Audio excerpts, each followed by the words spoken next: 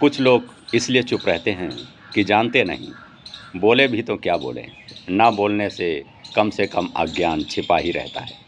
और कुछ लोग हैं जो जानते हुए भी नहीं बोल पाते हैं, क्योंकि बोलने की दक्षता नहीं है। गीत तो सबके भीतर उठते हैं, लेकिन गा बहुत कम लोग पाते हैं, क्योंकि गीत गाने की दक्षता नहीं है।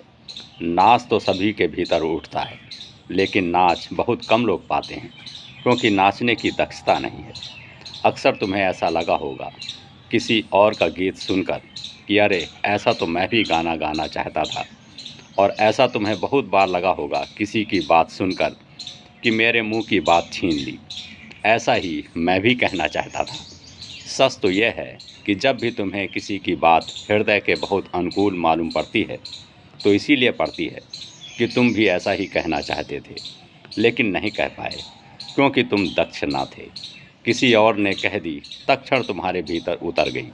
तुम्हारे भीतर तैयार ही थी, लेकिन प्रकट नहीं हो रही थी, स्पष्ट नहीं हो रही थी, छिपी छिपी थी, धुंधली धुंधली थी।